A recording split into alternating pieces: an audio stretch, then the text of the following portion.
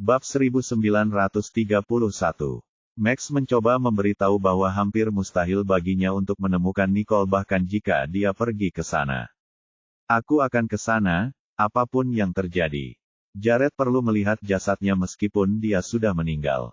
Dia tidak bisa begitu saja meninggalkannya. Kakeknya menepuk punggung tangannya dengan sedih. Aku tahu ini sulit bagimu untuk menerima, tetapi itulah kenyataannya. Zain telah berkonsultasi dengan para ahli, dan Nicole mungkin sudah meninggal, dan tubuhnya mungkin hanyut oleh air. Awalnya mereka mengira Jared akan mampu mengingat sebagian ingatannya, tetapi harapan mereka berangsur-angsur sirna seiring berlalunya waktu. Aku tidak peduli. Aku harus pergi. Dia menolak untuk percaya bahwa Nicole akan meninggalkannya. Nicole adalah orang yang tangguh, dan dia selalu bisa menemukan solusi untuk segalanya. Jared berpikir dalam hati, ini tidak mungkin. Kita akan menikah. Namun dia meninggalkanku. Jared tidak dapat mempercayainya. Daniel menyadari bahwa Jared tidak dapat mengingat apapun saat dia melihat ke arah Gloria yang sudah lemah selama beberapa hari, dan berkata, Gloria, mari kita serahkan sisanya pada Jared. Kita harus kembali dan memberinya ruang. Gloria sangat enggan, tetapi dia tahu bertahan tidak akan mengubah apapun. Jadi, dia menggigit bibirnya dan berkata kepada Jared dan Tuan Johnston, Sir, Jared, Tuan Johnston, Sir, Nicole sekarang ada di tangan kalian. Meski mereka tahu peluang menemukannya tipis, mereka masih berpegang pada secercah harapan. Tentu saja, Tuan Johnston, Sir, mendesak karena ia tidak tega menolak permintaan Gloria yang begitu mendesak. Kemudian, Daniel pergi bersama Gloria. Johnston, Sir, mengerutkan kening dan menatap Jared. Bagaimana mungkin kau tidak memberitahuku tentang ini lebih awal? Mengapa kau mengambil langkah yang berisiko seperti itu? Jared menoleh padanya. Aku hanya ingin memberi Nicole sedikit kepastian, agar dia bisa menikah denganku tanpa perlu khawatir tentang apapun. Namun, ia tidak pernah menduga keputusan itu akan menyebabkan ia kehilangan Nicole selamanya. Tatapan mata Tuan Johnston, Sir, berubah dingin saat dia berkata dengan datar, saya juga telah mengirim orang untuk mencari Nicole, dan saya telah berbicara dengan keluarga Riddle tentang hal itu. Kami mencari petunjuk di sepanjang pantai Ramania, tetapi sejauh ini kami tidak mendapatkan apapun. Jared menyadari ada yang tidak beres. Setidaknya jasadnya belum ditemukan. Sampai batas tertentu, itu dianggap kabar baik baginya. Ya, Tuan Johnston, Sir, menghela napas panjang sebelum melanjutkan bicaranya pada Jared. Namun, dia tahu bahwa tidak mungkin mengubah pikiran Jared, jadi dia setuju dengannya untuk pergi ke Ramania. Jared naik ke pesawat. Ia sangat berharap bisa bertemu Nicole lagi. Namun, ia tidak menyangka pencariannya akan memakan waktu 5 tahun. 5 tahun kemudian, seorang wanita anggun dan mengesankan keluar dari pesawat dengan sikap arogan di Bandara Sanjoto. Dia didekati oleh seorang pria segera setelah dia melangkah keluar. Nona Nikki. Nikki menoleh dan melihat pria yang akan mengikutinya setiap kali dia naik ke atas kapal, Ian Neal. Nikki sama sekali tidak menyangka bahwa Leo akan mengirimnya untuk menjemputnya. Nona Nikki, mobilnya ada di sana. Nikki mengangguk dan masuk ke mobil bersama Ian. Ian menyalakan mobil dan melapor kepada Nikki, saya sudah menemukan di mana pria kecil itu berada. Dia ke sini untuk mengikuti kontes peretasan, tetapi pendaftarannya ditolak karena dia terlalu muda. Dia sekarang ada di Lens Hotel. Berani sekali bocah nakal ini menyelinap di belakangku. Aku akan memberinya pelajaran saat aku melihatnya nanti. Bab 1932. Nikki tidak menyangka dosa apa yang telah diperbuatnya hingga ia memiliki anak yang begitu jahat. Putranya benar-benar menipu pengasuh yang baru direkrut untuk membawanya ke sini. Leo mengatakan kepadanya bahwa dia punya musuh di sini dan bahwa dia tidak boleh menginjakkan kaki di tanah Hustuaberg tanpa alasan tertentu. Namun, dia harus datang ke sini demi bocah nakal itu karena dia tahu betul bahwa hanya dia yang bisa membawanya pergi. Dia tidak punya pilihan lain. Kita hanya punya waktu 2 jam untuk mengeluarkannya dari sini. Ya, Nona Nikki. Ian mengangguk dengan serius. Tak lama kemudian, mereka tiba di Hotel Lens. Ian melihat pelacak GPS di teleponnya dan membawa Nikki ke sebuah ruangan. Kemudian, Ian mengetuk pintu. Namun, tidak ada suara sama sekali dari dalam. Nenek, panggilnya pada pengasuh. Namun, tidak ada seorang pun di ruangan itu. Ian menyadari ada yang tidak beres, jadi ia segera menelepon resepsionis. Namun, Niki sudah tahu apa yang terjadi saat itu. Simpan saja. Aku yakin bocah nakal itu tahu tentang GPS dan meninggalkan ponselnya di sini. Kemudian, dia menyalakan jam elektroniknya. Niki tidak terkejut karena dia melakukan itu. Bagaimanapun, dia adalah putranya. Dan saat itu Niki sudah mengetahui di mana ponsel sang pengasuh berada. Di mana tempat ini? Niki memperbesar peta dan menunjukkannya kepada Ian. Ian tercengang. Ini adalah tempat kontes. Ian tidak habis pikir mengapa putra Niki masih ada di sana setelah pendaftarannya ditolak. Tatapan Niki menjadi gelap. Dia pasti akan menonton kontes itu meskipun dia tidak bisa berpartisipasi di dalamnya. Apa kau pikir dia akan menunggu di sini saja? Itu semua salahnya karena meretas setiap hari selama kehamilannya. Dialah alasan mengapa putranya begitu berbakat dan dapat mulai membuat kode pada usia 2 tahun. Selain itu, putranya telah membuat kemajuan luar biasa dalam 2 tahun terakhir yang membuatnya dikenal di antara para hunter.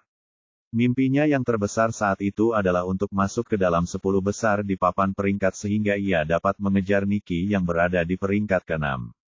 Niki terkejut bahwa putranya akan memanfaatkan pengetahuannya untuk menggunakannya melawannya. Menjadi seorang ibu tidaklah mudah. Ayo kita berangkat sekarang. Setengah jam telah berlalu, dan dia harus meninggalkan tanah ini dalam waktu 2 jam. Tentu, Ian mengangguk dan segera membawa Niki ke tempat kontes. Ada banyak jenis kontes peretasan, tetapi yang paling bergengsi selalu diadakan di Sanjoto, Hustuaberg. Konon katanya banyak sekali hacker hebat yang muncul dalam kontes hacking kali ini. Bahkan kabarnya 2 hacker yang menduduki peringkat pertama dan kedua di leaderboard pernah bertarung di sini 5 kali. Tahun lalu, sayangnya, ia telah kehilangan semua ingatannya sejak 5 tahun lalu. Ia belum pernah datang ke atau menyaksikan acara besar seperti itu, tetapi ia selalu membayangkan untuk ikut serta dalam kontes ini selama 5 tahun. Namun, dia disergap tepat pada tahun pertama dia datang untuk berpartisipasi, dan cukup beruntung, anak buah Leo tiba di sini tepat pada waktunya untuk menyelamatkannya. Dia baru tahu kalau dia punya banyak musuh di Hustuaberg, jadi dia tidak pernah menginjakkan kaki di tanah itu lagi dan tinggal di pulau dekat perbatasan Ramania. Dia tidak akan pernah kembali ke sini jika bukan untuk membawa bocah nakal itu kembali. Dia tidak akan pernah menyaksikan peristiwa besar seperti itu juga. Dia agak tercengang ketika melihat tempat kontes yang dapat menampung beberapa ribu penonton. Kemampuan ekonomi Hustuaberg sangat mengesankan. Untuk menyelenggarakan kontes peretasan dalam skala seperti ini, Niki mengenakan kacamata hitam dan jaket sebelum memasuki tempat acara dengan sikap sederhana. Ia tak kuasa menahan rasa takjubnya melihat pemandangan luar biasa di depan matanya. Entah mengapa, ia merasa ingin tinggal lebih lama. Ian menatap Niki dan berkata, "Nona Niki, tunggu aku di sini. Aku akan mencari lelaki kecil itu." Bab 1933. Oh, baiklah kalau begitu, jawab Niki. Niki awalnya ingin mencari putranya, tetapi ia merasa sulit untuk menjauh dari pertarungan seru di tengah arena. Apakah ini deja vu? Mengapa adegan ini begitu familiar? Tanyanya. Niki tidak bisa menahan diri untuk tidak berdiri diam, agak linglung, tetapi dengan rasa keakraban. Karena takut menghalangi pandangan orang lain, ia mencari tempat dan perlahan-lahan duduk. Di tengah arena, tampaknya mereka telah mencapai tahap akhir kompetisi. Orang-orang sedang mendiskusikan kompetisi tersebut.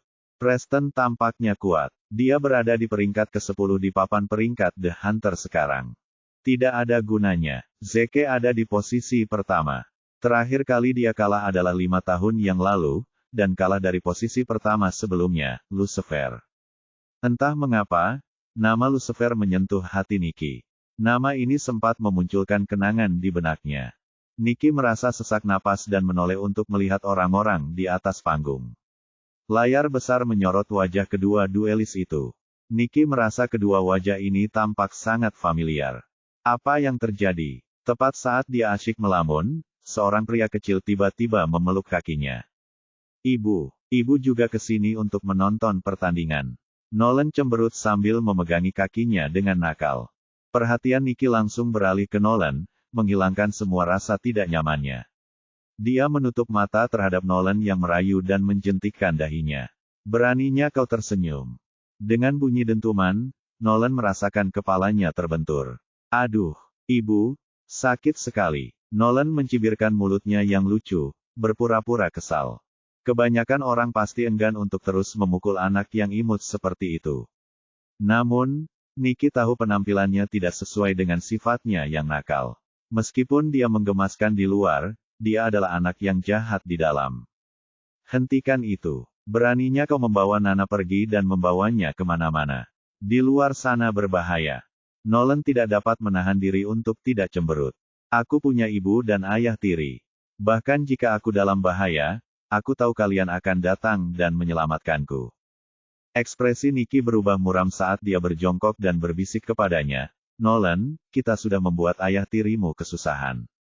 Kau tidak boleh bersikap keras kepala dan membuatnya begitu khawatir padamu. Nolan membelalakan matanya yang besar dan polos. Sekarang setelah ibunya menemukannya, dia hanya akan dihukum jika dia membantah.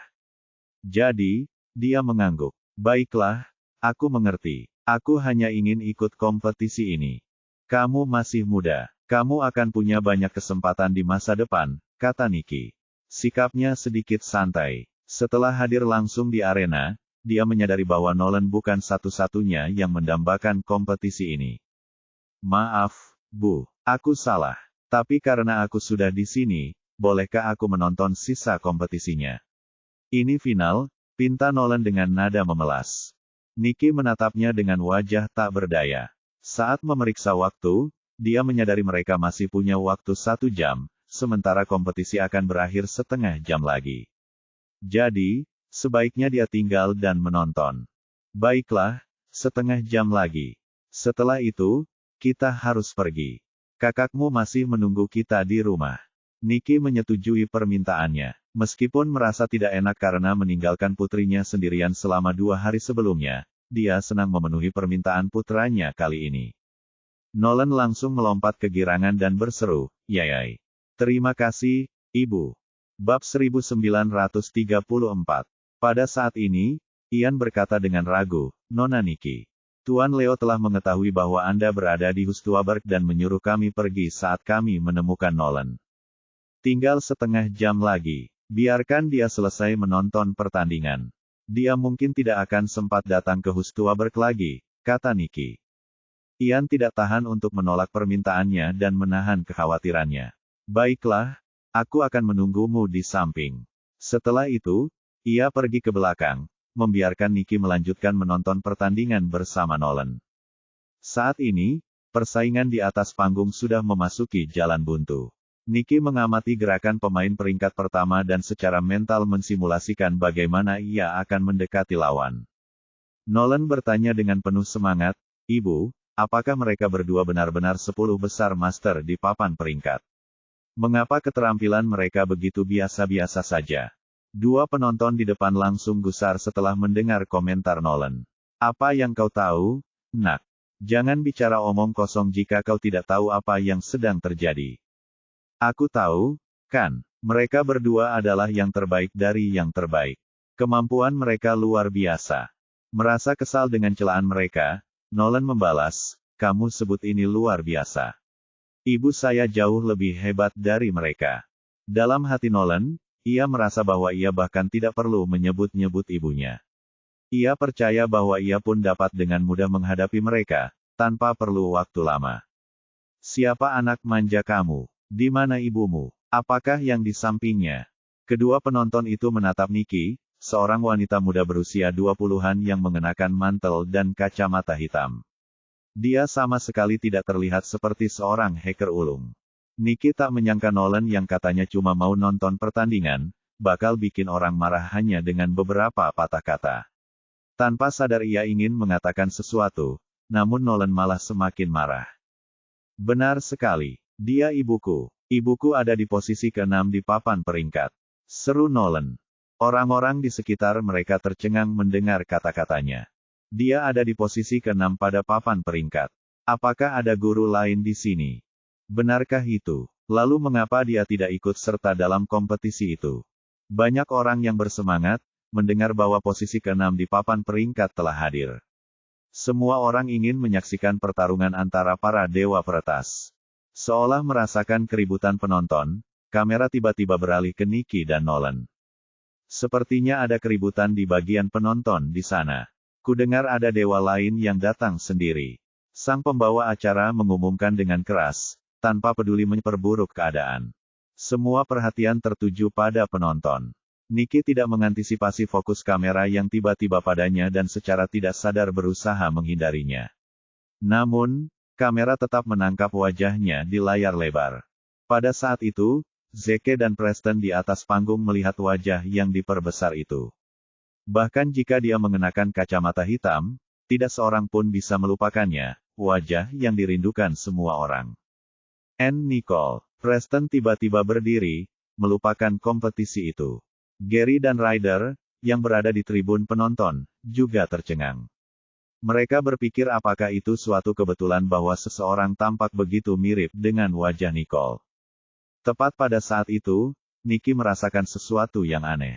Banyak orang yang memperhatikannya, dan wajahnya terekspos di layar lebar. Karena takut musuh-musuhnya akan datang mengetuk pintunya, dia tahu dia tidak bisa lagi tinggal di sana. Nolan, ayo. Tanpa berpikir dua kali, Nicky berbalik dan berlari bersama anaknya. Ian pun merasakan urgensi itu dan bergegas mengantar mereka keluar. Preston adalah orang pertama yang melompat dari panggung dan langsung berlari ke arah Nicky tanpa mempedulikan pesaingnya. Zeke juga menyadari ada sesuatu yang terjadi dan bergegas mengikutinya. Kini, para penyelenggara dan tuan rumah panik. Mau kemana kalian? Kompetisi masih berlangsung. Bab 1935. Namun, Preston dan Zeke tidak lagi memperhatikan apa yang diteriakkan oleh pembawa acara dan penyelenggara. Orang itu telah hilang selama 5 tahun. Meskipun itu hanya orang yang mirip, mereka ingin memastikan apakah itu Nicole. Sayangnya, mobil Nicky melaju kencang di jalan saat Preston keluar. Ia hanya bisa berhenti untuk mengatur napas. Zeke menyusul dan bertanya, "Apa kau sudah melihatnya dengan lebih jelas?" "Apakah itu Nicole?" Preston menjawab, "Sangat mirip." Tapi dia masuk ke dalam mobil dan pergi. Preston tidak tahu di mana harus menemukannya. Zeke terdiam sejenak, tetapi kemudian teringat seseorang. Ada satu orang yang pasti bisa menemukannya. Preston tahu siapa yang dimaksud Zeke. Ia mengeluarkan ponselnya dan menelepon orang itu. Setelah 20 menit, Nicky tiba di bandara. Ia panik dan terus memarahi Nolan sepanjang perjalanan. Nolan merasa kesal. "Aku hanya berpikir bahwa ibu benar-benar baik." Nicky mendesah. Ia menyadari bahwa ia lebih memahami strategi mereka daripada mereka, dan ia tahu cara menangkal serangan mereka.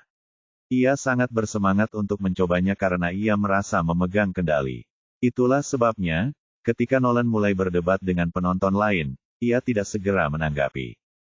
"Biarkan saja, itu sudah berlalu sekarang. Kita akan segera pergi." Ian telah membeli tiket mereka terlebih dahulu, sehingga mereka dapat berangkat setelah naik pesawat dengan lancar. Nicky menunggu di terminal bersama Nolan sementara Ian membantu mereka mendapatkan boarding pass. Namun, pikirannya masih memikirkan kompetisi. Nicky merasa familiar dengan kompetisi ini dan orang-orang yang terlibat. Ingatannya belum pulih sepenuhnya setelah bertahun-tahun. Tidak ada gunanya tidak peduli berapa banyak cara yang ia coba untuk mendapatkannya kembali. Namun hari ini, untuk pertama kalinya dalam 5 tahun, adegan-adegan yang familiar muncul dalam benaknya. Apakah orang-orang ini musuhku? Mungkin itu sebabnya aku mengingat mereka, pikir Nicky. Ia tidak berani memikirkannya, meskipun entah mengapa, ia tidak ingin meninggalkan tempat ini. Ia takut musuh-musuhnya akan menemukannya. Tidak apa-apa jika ia sendirian, tetapi ia harus mempertimbangkan keselamatan anak-anaknya. "Nona Nicky, ini boarding pass Anda. Semuanya sudah beres. Silakan lewat sini," Ian menuntun, yang sudah kembali ke sisinya. Nicole berhenti memikirkan masalah itu dan membawa Nolan ke pos pemeriksaan keamanan. Ia dan Nolan tidak membawa banyak barang bawaan dan segera melewati pemeriksaan keamanan. Jantungnya mulai berdetak lebih cepat saat ia semakin dekat ke gerbang keberangkatan. Saat mereka mencapai antrean di gerbang keberangkatan, perasaan tidak nyaman dalam dirinya semakin kuat. Nona Nikki, sekarang giliran kami. Ian memberi isyarat bahwa giliran mereka telah tiba. Nikki meraih tangan Nolan dan mendekati petugas tiket. Petugas tiket memeriksa identitas dan informasi mereka. Tiba-tiba, dia merasakan tatapan tajam tertuju padanya. Perasaan tertangkap dan ditatap oleh predator menusuk hatinya. Nikki tanpa sadar menoleh, dan matanya bertemu dengan tatapan tajam itu. Pada saat itu, Nikki gemetar seolah-olah hatinya tertusuk sesuatu. Dia berdiri diam, tidak bisa bergerak. Dia melihat pria jangkung itu bergegas menghampirinya bersama selusin pria berpakaian hitam. Pria jangkung itu berteriak, "Nicole." Bab 1936. Nicole, nama yang familiar. Apa itu nama asliku? Pak Leo pernah bilang dia membantu mengubah dokumen dan akta kelahiranku agar tidak dikenali. Mungkin itu sebabnya nama ini terasa familiar. Tapi siapa orang di depanku ini? Dengan begitu banyak pria berpakaian hitam bersamanya, apakah dia musuhku? Pikir Nikki. Kenangan akan serangan sebelumnya membuat wajah Nikki memucat. Secara naluriah, ia menempatkan dirinya di depan Nolan, melindunginya. Dengan mata terbelalak, Nolan mundur ketakutan saat pria jangkung itu mendekat. Ekspresi Ian, yang sudah lulus pemeriksaan tiker, berubah begitu dia melihat Jared. Tanpa berpikir panjang, dia mencoba menarik Nikki. "Nona Nikki, kita harus pergi." Namun, Jared telah menghampiri Nikki dan dengan paksa menariknya ke dalam pelukannya. "Nona Nikki." Ian bergegas menghampiri, namun anak buah Jared datang dan menangkap Ian. Mereka lalu menekuk lengan Ian dan menahannya di belakang punggungnya. Peristiwa yang tiba-tiba itu membangkitkan keinginan Nikki untuk melawan dan menaklukkan Jared. Jared merasa sedikit bingung dengan tanggapannya. Ia tidak pernah menyangka orang yang selama 5 tahun terakhir dicarinya akan menatapnya dengan ketakutan, bahkan ingin menyerangnya. Jared sangat mengenal gerakan Nicole. Ia melumpuhkannya, menjepit lengannya di belakang punggungnya. Gerakan-gerakannya masih sama, tetapi kalau menyangkut kekuatan, dia tampak jauh lebih lemah daripada sebelumnya, pikir Jared. Saat Jared masih dalam keadaan bingung, ia merasakan nyeri tiba-tiba di kakinya, dan ketika ia melihat ke bawah, ia melihat seorang anak dengan wajah halus telah menggigitnya. "Orang jahat, lepaskan ibuku." Jared menatap si bocah nakal itu dan menyadari keakraban di wajahnya. "Mungkinkah ini putra kita? Kalau dipikir-pikir, dia memang sedang hamil saat aku kehilangannya 5 tahun lalu." Dengan semangat tinggi, dia menoleh ke Max dan memerintahkan, "Bawa bocah nakal ini kembali bersama kami." "Baiklah." Max mengangguk dan mengangkat Nolan ke dalam pelukannya. "Nolan, kau lepaskan anakku," teriak Nikki, kini menganggap Jared sebagai musuhnya, matanya dipenuhi kebencian. Kilatan kesakitan melintas di mata Jared saat dia menatap mata wanita itu yang penuh dengan permusuhan yang ditujukan kepadanya. Sudah 5 tahun berlalu sejak Nicole menghilang, tetapi Jared tidak pernah berhenti mencarinya. Lebih dari sekali, ia bahkan memimpikannya reuni mereka dan berhayal tentang bagaimana jadinya. Ia tidak pernah, bahkan sekalipun, mengantisipasi bahwa Nicole akan menatapnya dengan kebencian seperti itu. Ekspresinya berubah dingin. Dia tetap diam, dan dengan paksa menyeret Nicole, membawanya pergi. Ian juga berjuang, tetapi usahanya sia-sia. Dia hanya bisa menunggu kesempatan untuk memberitahu Tuan Leo tentang hal itu nanti. Di dalam mobil, Nikki dan Jared duduk bersebelahan. Suasananya sangat tegang. Sementara itu, Nikki tenggelam dalam pikirannya, mencari cara untuk melarikan diri bersama Nolan. Musuh ini tidak mudah, pikir Nikki. Jared hanya menatapnya, tatapannya masih dingin dan jauh. Nikki dapat merasakan bahwa Jared sedang menatapnya dengan berbagai macam emosi yang terpancar di wajah dan matanya. Namun, begitu memikirkan Nolan, ia memutuskan bahwa ia tidak mampu untuk peduli atau memikirkan perasaan terpendam pria itu. Satu-satunya keinginannya adalah pergi. Melihat bahwa lelaki itu tidak menahannya, ia pun memanfaatkan kesempatan itu dan mengetuk jam elektroniknya, mengirimkan sinyal bahaya kepada Tan Leo, yang akan segera mengutus orangnya untuk menyelamatkannya begitu ia menerima sinyal tersebut. Sepanjang perjalanan, tak seorang pun berbicara apapun hingga mereka tiba di sebuah rumah mewah. Bab 1937. Entah mengapa, Nicky merasakan perasaan keakraban yang kuat menyelimutinya begitu ia keluar mobil, dan dalam benaknya, semakin banyak kenangan samar berkelana. Tanpa sadar dia mengalihkan pandangannya ke rumah yang terletak di sebelah rumah besar itu. Mengapa aku merasa seperti mengenal kedua rumah itu? Apa yang sedang terjadi? Mata Jared berbinar curiga saat melihat ekspresi bingung di wajah Nicky, yang membuatnya tampak seperti baru pertama kali ke sini. Tak lama kemudian, Nolan keluar dari mobil di belakang mereka dan memeluk Nicky. "Ibu, dia tidak menyakitimu, kan?" Nolan melotot ke arah Jared. Nicky, yang takut Nolan akan marah, segera memeluk Nolan. "Tidak, kau bisa menahan kekhawatiranmu." Nolan akhirnya tenang setelah mendengar kata-kata menenangkannya. Di sisi lain, Jared merasakan kesedihan yang tak dapat dijelaskan ketika Nolan mengarahkan tatapan bermusuhannya kepadanya.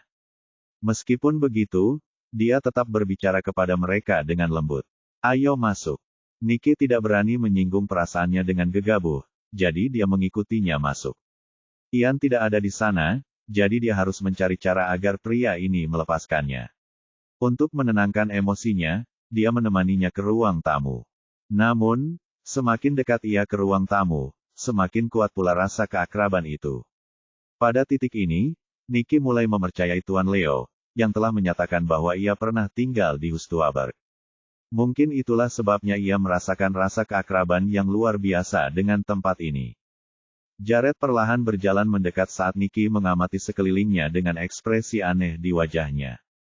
Ia lalu melepas mantelnya dan membuatkan secangkir kopi untuknya. Nicky menatap Jared dengan curiga sambil menatap cangkir kopi. "Kenapa orang ini begitu baik? Dia bahkan membuatkanku secangkir kopi." Jared meliriknya dan bertanya, "Apa itu? Apakah kamu takut aku telah meracuninya?" Mata Nicky sedikit meredup, dia tahu betul bahwa ini adalah taktik untuk memprovokasi dia.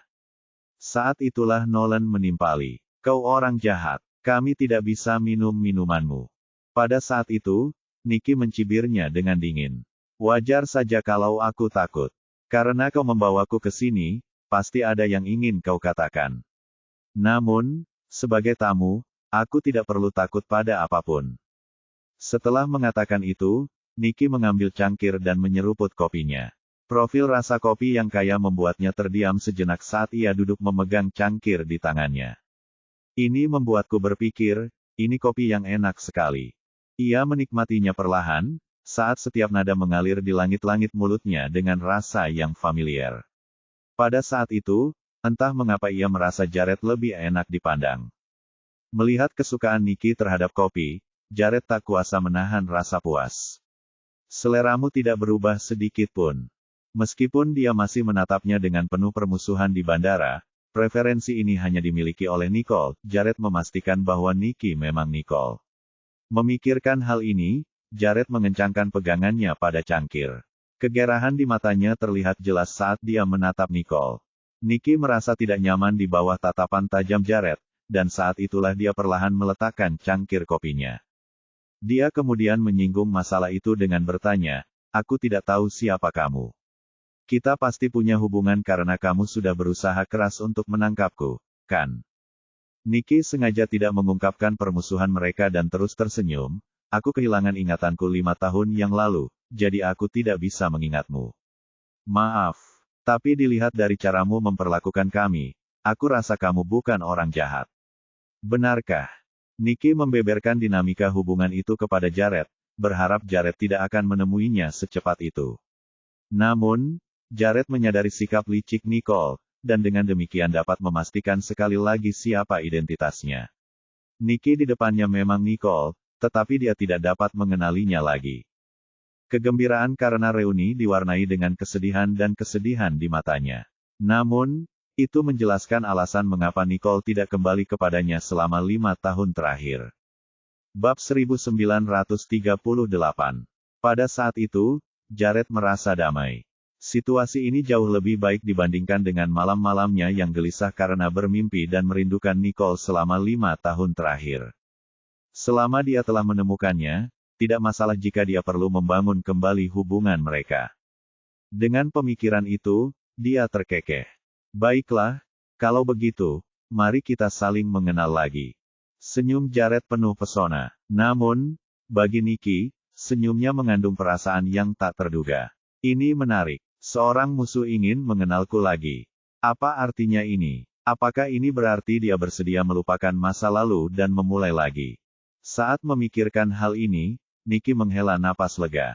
Apapun yang terjadi, yang terbaik adalah menenangkan pria ini demi melindungi anaknya dan memastikan keselamatannya sendiri. Bisakah kau melepaskan temanku? Tanya Nikki.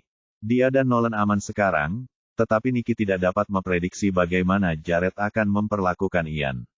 Namun, Jared tentu saja bersedia mengakomodasi semua permintaannya. Tentu. Namun, dia tidak bisa terus berada di sisimu, Jared memberitahu dengan hati-hati, sambil menyipitkan matanya. Nicole telah menghilang selama 5 tahun tanpa jejak, dan Jared tidak dapat menemukannya, apapun yang dilakukannya. Namun, Nicole memiliki seorang teman di sisinya saat ia muncul kembali. Oleh karena itu, Jared harus memastikan kecurigaannya tentang latar belakang orang itu. Tidak apa-apa, asal kamu membiarkannya pergi dengan tenang, jawab Nikki. Lagi pula, Ian pasti akan meminta Tuan Leo untuk membawanya keluar begitu dia kembali. Jadi, hanya masalah waktu sebelum mereka meninggalkan tempat ini. Jared mengamati Nikki, tidak tahu apa yang sedang direncanakannya. Ia lalu menatap mata Nolan yang waspada. Karena tidak ingin membuatnya takut, Jared menoleh ke Nikki, kamu sebaiknya istirahat dulu. Kita bisa bicara nanti setelah kamu dan anak itu beristirahat. Terima kasih. Nikki mendesah saat Jared sudah turun dari punggungnya. Para pelayan membawa Nikki dan Nolan ke kamar di lantai atas, sementara Jared mengawasinya sampai pintu kamarnya tertutup. Max melanjutkan dengan memberitahu Jared, Tuan Johnston. Apakah Nona Nicole kehilangan ingatannya? Max hanya bersukacita, bahagia untuk Jared, karena ia akhirnya menemukannya. Namun, yang mengejutkannya, Nicole telah kehilangan ingatannya. Jared masih tersenyum, tampak dalam suasana hati yang sangat baik. Itu tidak penting. Kau harus menyelidiki pria yang bersamanya. Periksa di mana dia tinggal selama 5 tahun terakhir. Oh, dan satu hal lagi. Cobalah periksa DNA anak laki-laki itu. Max merasa sedikit bingung dengan permintaan itu. Apakah kamu mencurigai sesuatu? Jared menepis pertanyaan Max. Dialah satu-satunya yang tahu bahwa Nicole telah pergi saat dia masih hamil saat itu. Dilihat dari usia anak kecil itu dan kemiripan antara alis anak laki-laki itu dan alisnya sendiri, Jared mempercayai intuisinya. Di lantai atas, ibu dan anak itu beristirahat di kamar tidur. Saat melangkah ke kamar tidur yang bersih, Nikki merasa kamar itu telah dirawat dengan sangat teliti. Namun, dia benar-benar bingung, dan tidak mengerti alasan mengapa pria itu membiarkannya tinggal di kamar seperti itu. Nolan melihat komputer di ruangan itu dan naik ke kursi untuk menyalakannya. Sebagai tanggapan, Nikki mengernyit melihat tindakan Nolan. Mengapa kamu menyalakan komputer? Nolan menjawab, tentu saja untuk memberitahu ayah tiri. Selain itu, aku juga bisa mencari tahu siapa orang ini.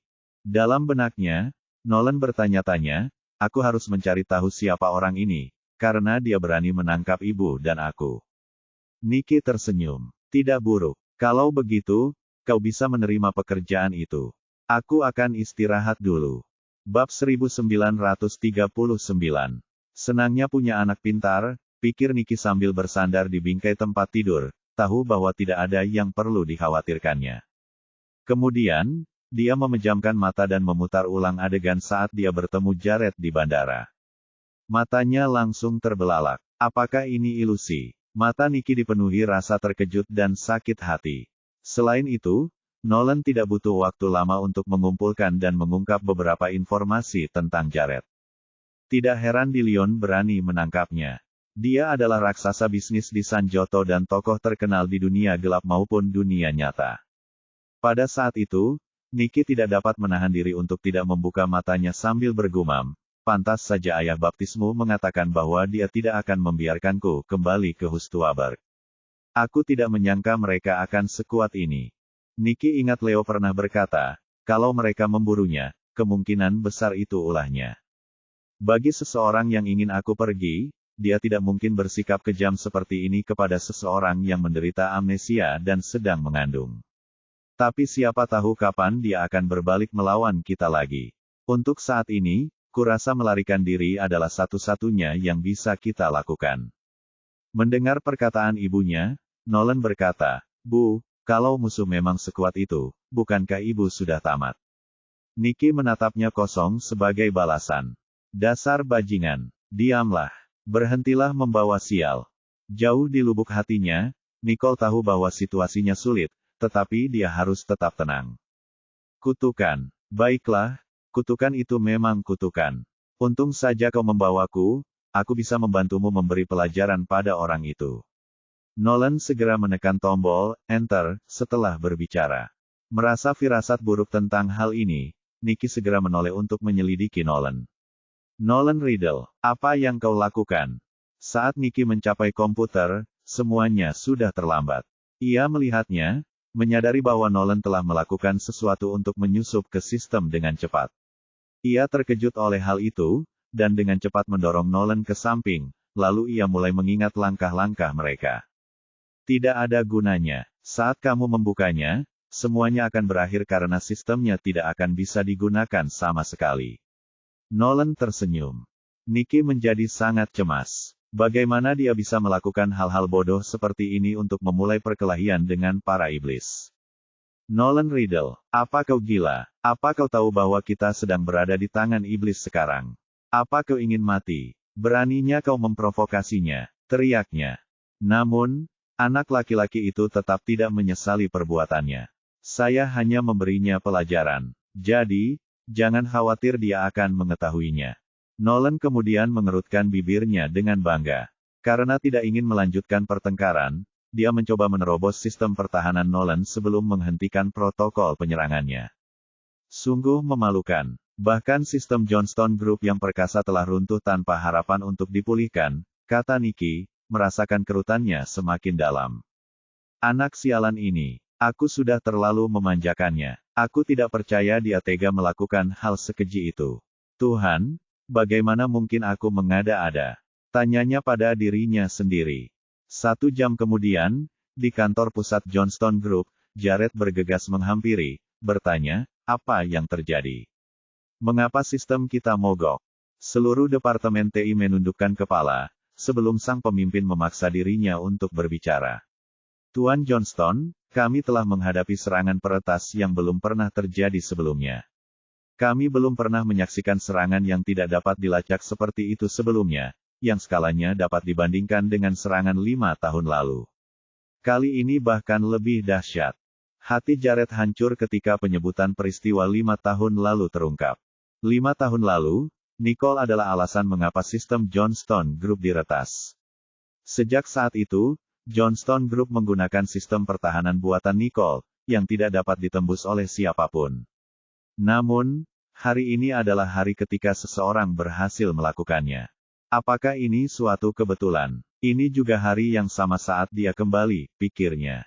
Begitu Jared memikirkannya, ia langsung memerintahkan, ayo berangkat. Aku akan mencari seseorang yang dapat memformat ulang seluruh sistem, sementara kalian tetap menjalankan sistem untuk sementara waktu hingga kita dapat memasang yang baru. Baik, Pak. Seluruh departemen IT bergegas berdiri dan pergi. Max kemudian bertanya pada Jared, Tuan Johnston, apakah Anda ingin saya memanggil Preston dan Zeke? Ya, biar mereka datang dan membantuku mengatasinya terlebih dahulu. Jared mengusap dahinya untuk meredakan sakit kepalanya, pikirannya dipenuhi dengan pikiran tentang Nicole. Baiklah, terserah padamu. Aku pulang dulu, kata Jared, ingin segera pulang dan meluruskan semua yang telah terjadi. Bab 1940. Nicky berdoa agar setan itu tidak mengejarnya, tetapi pada saat itu, seolah-olah dia telah mendengar doanya, bel pintunya berbunyi. Hal ini membuatnya sangat gugup. Dia berjalan dengan tenang dan membuka pintu, tidak dapat menahan diri untuk tidak tersenyum lembut kepada Jared saat mereka bertemu. Tuan Johnston, apa yang bisa saya bantu? Jared menatap Nicole, dan semua kekhawatirannya langsung sirna begitu ia melihat wajahnya. Bagaimana aku bisa marah padanya setelah 5 tahun tidak bertemu dengannya? Jared mengintip laptop di atas meja di belakang Nicole, dan berpura-pura tenang. Ada serangan pada sistem perusahaanku sebelumnya. Apakah kau kebetulan tahu tentang ini? Nikki langsung menatap putranya yang sedang tidur. Bajingan kecil itu benar-benar membuat banyak masalah. Lihat dia, tidur dengan sangat damai setelah makan banyak dan membiarkan aku, ibunya, mengurus kekacauan yang telah dibuatnya. Nikki merasa putus asa karena tahu Jared telah datang jauh-jauh untuk menemukannya. Bahkan jika dia menunda, Jared masih bisa meminta seseorang melacak alamat IP tersebut. Karena itu, Nikki menggertakkan giginya dan berkata, itu aku. Sekarang aku tidak bisa mengatakan ini dilakukan oleh anakku, bukan? Pikirnya. Jared mengerutkan kening. Jadi itu benar-benar kamu. Selain Nicole, tidak ada orang lain yang mampu memecahkan sistemnya sendiri. Jared mendesah, tak mampu menahan diri untuk bertanya, kenapa? Kemudian, tanpa sadar dia melangkah maju, mendekati Nicole dengan kehadiran yang mengintimidasi. Tindakan yang tiba-tiba itu membuat Nikki secara naluriah mundur hingga ia terpojok. Orang ini terlalu mengintimidasi. Ini salah paham. Aku akan mencari cara untuk memperbaikinya. Aku akan membuatkanmu sistem baru, jika kau tidak keberatan, Nikki berkata dengan cepat. Kurasa aku hanya bisa menggunakan cara ini untuk menenangkan iblis itu sendiri. Aku tidak boleh melakukan apapun yang bisa membuatnya marah, pikirnya. Namun saat ini, Jared sudah begitu dekat dengan Nicole sehingga dia bisa mencium aroma rambutnya di hidungnya. Dia masih menggunakan sampo yang sama seperti sebelumnya. Wanginya sekujur tubuhnya. Astaga, aku sangat merindukannya selama 5 tahun terakhir, pikir Jared dalam hati, tidak mampu menahan diri. Lalu, dia menempelkan tangannya ke dinding di belakangnya, menguncinya pada posisinya. Jadi, begitu. Bagaimana menurutmu kau bisa mengganti kerugian yang telah kuderita hari ini? Tanya Jared dengan suara pelan. Melihat ini, Nikki merasa terkutuk. Bajingan ini sangat menawan. Aku pasti sudah gila. Bagaimana mungkin aku menganggap musuhku begitu menarik? Meskipun aku tidak ingat apa yang pernah kulakukan dengannya sebelumnya. Aku tidak bisa membiarkannya melecehkanku seperti ini. Dengan pikiran itu, dia secara naluriah mengangkat lututnya, dan mendorongnya ke selangkangan pria itu. Aduh, Jared meraung kesakitan, tidak menyangka Nicole akan melakukan hal seperti itu padanya. Wajahnya langsung memerah. Aku tidak percaya gadis ini tega memukulku, gerutunya. Nikki segera memanfaatkan kesempatan itu untuk menghindar darinya, sebelum berbalik dan berkata, berapa kerugianmu? Aku akan mengirimkan uangnya kepadamu. Meskipun Nikki sangat mencintai uangnya, dia tidak akan semudah itu memberikannya. Sementara itu, Jared tampak merah padam, meringkuk kesakitan dengan kedua tangan di selangkangannya. Apa menurutmu aku kekurangan uang? Apakah dia benar-benar mengira aku meminta uang padanya? Pikirnya. Wah, kalau begitu tidak mungkin tidak ada wanita yang menjilatimu. Bantahnya. Maksudku, dia kan bujangan yang menarik, jadi bagaimana mungkin dia tidak punya wanita yang menjilatinya? Tanyanya pada diri sendiri. Siapa bilang ada wanita yang menjilatiku? Jared marah sambil melotot ke arahnya. Setelah 5 tahun, aku tidak pernah menyangka dia akan bisa mengatakan hal-hal seperti itu kepadaku. Nikki terkejut. Apa yang terjadi? Apakah itu berarti dia tidak punya wanita yang mendekatinya? Tidak mungkin.